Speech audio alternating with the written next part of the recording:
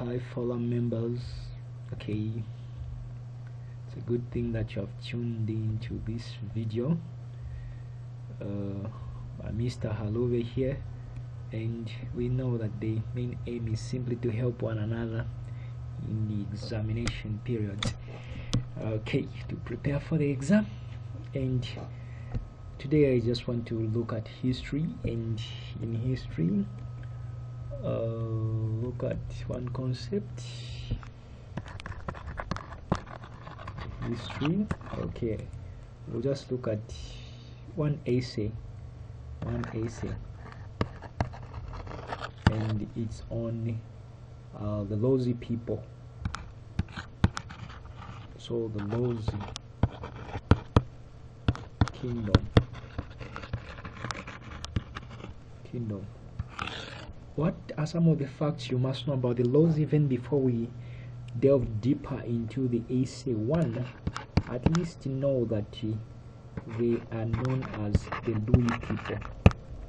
Louis people, or the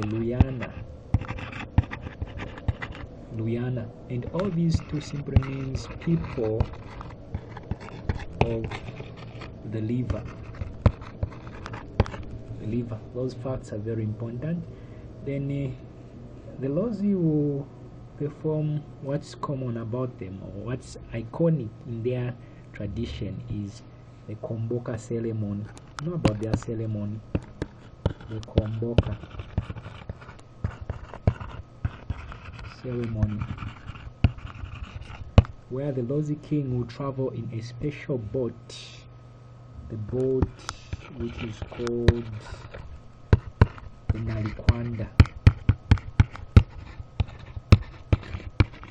On top of the boat there is an elephant, and if I was trying to be an artist, it will have some structure which is like circlish. Then this structure which is circlish, on top there, that's where you find the elephant. And basically, just like that, you would have talked about a briefing about the Lozi. Now, what should we know? What should we learn about? I'll erase these so that we know, replace these with actual notes. The Lozi people, the Luyana people of the liver.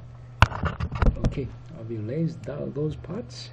Then let's go to the notes, and these notes are at least made sure that some of you have them available in preparation for the studies. Okay, so the Lozi Kingdom, the Luyana people of the liver. Origins. What should we know about the origins of the Lozi? We start. Lui mythology tells that the Lui are descendants from Mwamba. So that's where they are coming from. There is a person by the name of Mwamba for a start, the daughter and wife of the god Nyambe. Now, why have we used two, daughter and wife? Other people say the wife, other people say the daughter. So that's why there is that information there.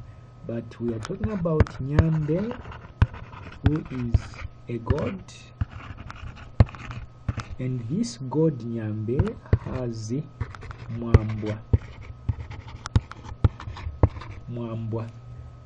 Now, why should the Lozi first of all claim divine origin? Because when you talk about a god, it means you are putting it divine. Why should they claim this? It is very important for a king to set where he gets his authority. If you say you are coming from a lineage of a god, people will respect you, they will fear you, they will worship you, in other words, and it's very important for a king to be worshipped. So that's about the laws. But however, just like in most cases, scholars will not agree with such stories, and this is the case. There are anthropologists here.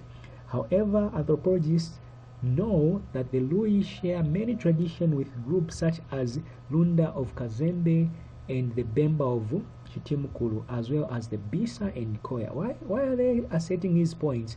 They are trying to say that this is evidence enough. This evidence suggests that the Lui are descendants of the Lunda Empire in what is now the Democratic Republic of Congo. So that is the origin. They are Lunda originated. They came from the Lunda Empire. The Lunda Empire.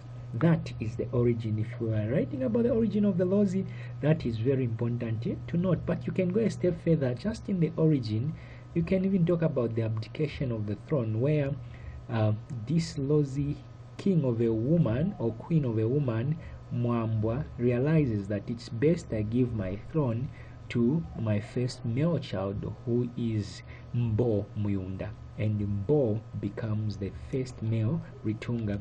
That is how you bring it about. Now, okay, that aside, what about the political organization and history of the Lozi? What do we have there?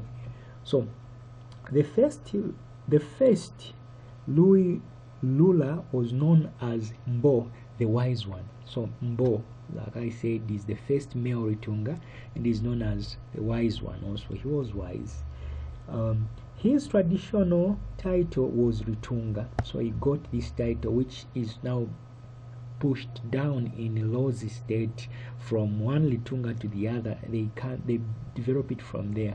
So this one claims that the mother at least had divine origin. So Mbo as the Litunga was divine, and it was very important. And it's very important to accept that fact when you're talking about aces.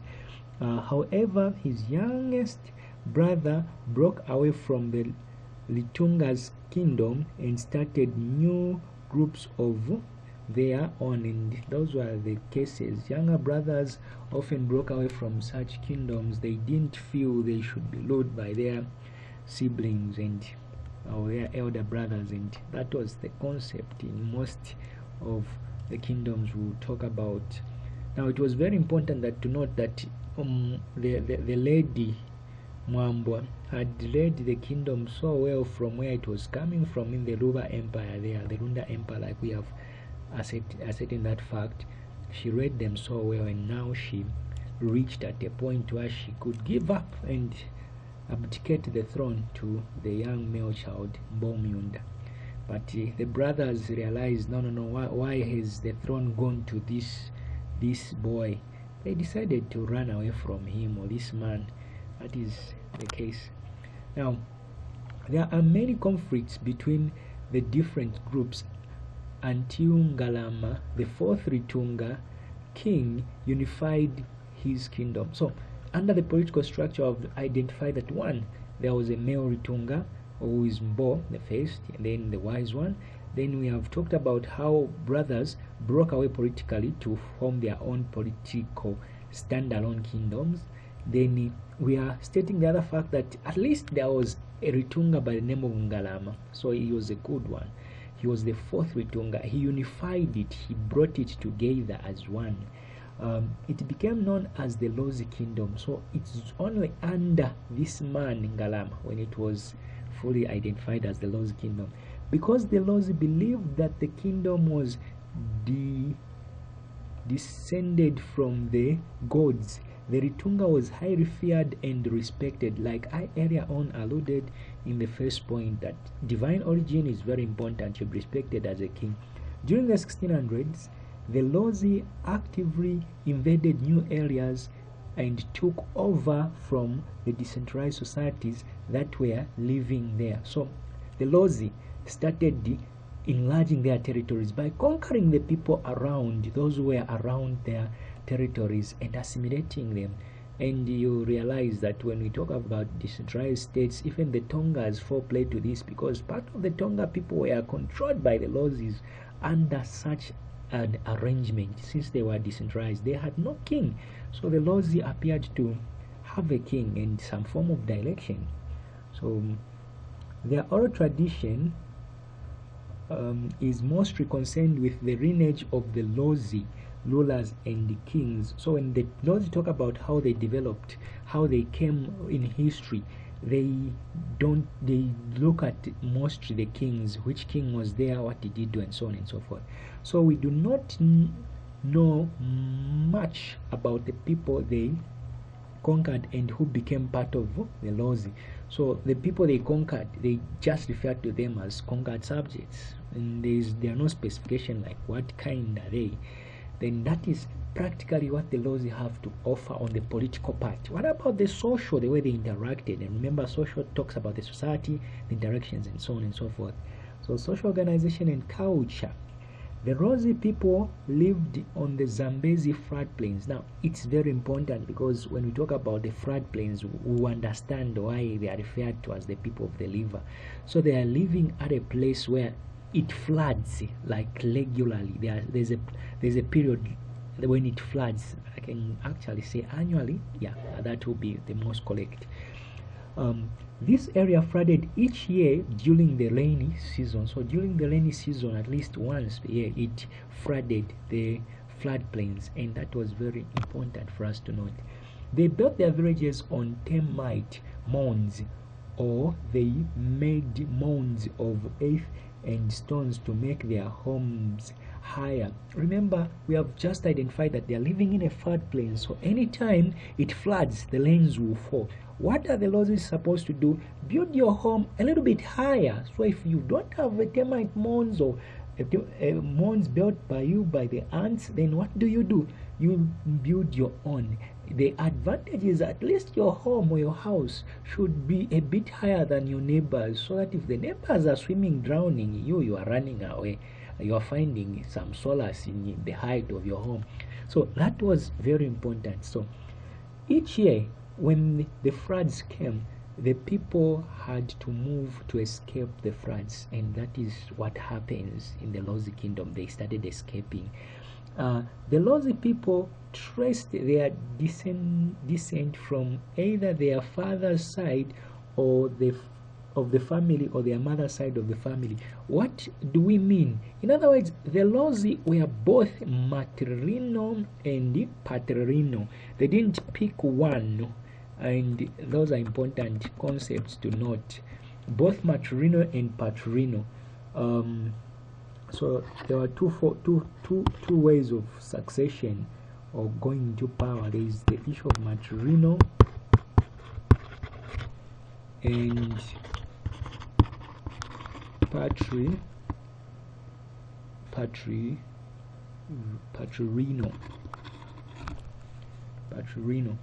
So the Lozi were both. Other people just took one of these. Remember, paternal had to do with the fact that it is the father's side of the family. The child belongs to the father. And then maternal means the child belongs to the mother's side of the family. But for the Lozi, they said no. It's both. The child belongs to both. And that was, they had an argument for that. They believed that the child belonged to both sides of the family. Instead of the clan names, they used the Mishiku. So that is very important. Now, when we are trying to create a contrast, the Bembas, they are maternal. The child belongs to the mother's side of the family. Then the Ngonis are paternal. The child belongs to the father's side of the family, which is important when it comes to successions of the kings. For Ngoni, you should know that when the father dies, then the son of the king becomes the king. But in the Bemba side, when the king dies, the son of the king cannot become king. They will look for one from the uncles, that is the one who becomes the king. So those are very important, and they defined families. But the Lozi said no, the child belongs to both. They are maternal. That is one good move. At least I give them a plus on that one. Then economic activities. What did they do for them to feed? What did they do? So the Lozi had three main economic activities. Yes, number one, they did farming annual. So there was the issue of farming. Floods ensured that the earth of the plains were rich and fertile. Crops on the plains included sorghum, maize, and root crops. So they grew all those crops. Remember, when it floods, at least that muddy water which remains and dries will leave some form of fertility to be good for cultivation. That was the advantage they had. Then they also had fishing. The Lozi caught fish from the Zambezi and its tributaries. So the Zambezi River, as it flows, they caught fish from there, and in large dams on the plains. That was the advantage. In the dry season, they used nets and spears. Those were the methods. When the water level was higher, that they trapped fish using reed fences and earth dams. So the methods of fishing there, even traps worked for them. What about the issue of cattle? The Lozi, did they keep cattle? We have to know that. So cattle keeping, or keeping cattle. The floodplains also offered good grazing grass, so there was enough grass for the cattle. However, during the floods, the Lozi had to move their cattle to higher lands. So there is the issue of moving the cattle to higher lands. The Lozi had to move to the highlands each year during the flood season, and that is very interesting. So whenever the Lozi are settled in peace, they know that the lands have started to flood, then they run away from that area to go to the higher land. This became an annual event known as the Kombucha, meaning getting out of the water. So Kombucha means getting out of the water, and those are examination points. In other words, the Lozi would settle in peace until it started learning. When it is becoming dangerous, they know that the flood will now be unbearable, will sink, let's go to a higher land. Then they will move, and that is known as the Kombucha Ceremony. Now, on this point alone, know that the king of the Lozi, under the title we have learned, Litunga, had the two homes. There was one home which was situated there where it could flood in the floodplains, and there was one home which was situated at the upper side of the plains where it can't flood. So the king would simply be moved from one place to another, and that boat comes into play, the Nalikwanda. He would be transported into that boat to a place of refuge. So the Litunga would travel in a large boat. Okay, forgive the B there, supposed to be L. The Litunga would travel in a large boat called Nalikwanda on the highlands. The Lozi could farm different crops including cassava, millet, and groundnuts. So on the islands they could continue their farming. They were serious people. Now, what about the decline? How did the kingdom come to crumble for the Lozi? Well, there are issues in the fall of kingdoms, and we start decline. Number one, for nearly a century, the Lozi was one of the strongest kingdom in the area. It was strong, yes. However, after 1830, the Lozi kingdom declined. It started going down. The death of the 10th Litunga Mulambwa. Now, it is very important. When people die, things go wrong. Imagine now a king dying. So for the Lozi, Mulambwa, 10th Litunga, had died, who had led so his death led to the power struggle between his successors. So two people now started fighting for the throne, Sirumerume and another junior Litunga, Mubukwano. So Sirumerume and Mubukwano were at battle for the throne when the 10th Litunga died. That definitely weakened the kingdom. This caused a big divide between the north and the south. The Lozi of the north considered themselves to be the true Lozi people under the leadership of Sirumerume. They saw the Lozi of the south as conquered people. So now a kingdom that divides itself, definitely that is failing. Although the language of the southern Lozi was closer to Tonga, soon after this the Kololo arrived in 1833. Now, as they were trying to battle it out, fighting for the throne, the kingdom is divided. There comes a group, the Kololo. And when we talk of the Kololo, this one we looked at it when we were talking about the Mfekani, the wars of wandering, the wars of Shaka. Now, during the Mfekani, a group broke away and influenced the kingdom, which was in the southern part of Africa by then. Then that influence from that kingdom created a breakaway group which came and trekked or moved as far as Zambia. And when they entered Zambia, they found the Lozi. Remember, these were people who are skillful in battle, coping strategies of Shaka, and so on and so forth. So they found the Lozi, who were divided at this stage, an easy prey. And we are talking about people under Sebitwane now, the Kololo under Sebitwane, and then Sekeretu takes over just like that. So it was easy for the Kololo to conquer the Lozi Kingdom because of the division between the north and the south. They had found the kingdom already divided. The Kololo defeated the Lozi and took over the kingdom under the leadership of Sebitwane. Now, Sebitwane was a good leader. He at least tried to unify the Lozi to his Kololo people, and they became one. They became one until the son, who was not a good leader, came to disturb everything that the father tried to bring about. Basically, that is about the Lozi Kingdom. Are there points which I could have written down? We've talked about the Maturino, the farming system, and so on and so forth. Basically, if there are points that you must know, okay, the decline, okay, the succession dispute. I think that is all. Unless there are questions. But remember, read through yourself, study, don't give up, just be there. You will not write anything if in your head there is no information. Study, understand these concepts, and ask where you are not clear. It helps. So that was the Lozi Kingdom. Then you will tell me. Remember to click like and subscribe. Tell me another essay that you would like me to just read through. Practically what I'm doing is just reading through, and the good part is it is helping us.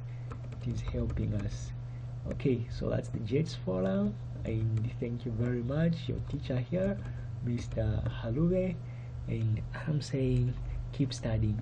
Thank you very much.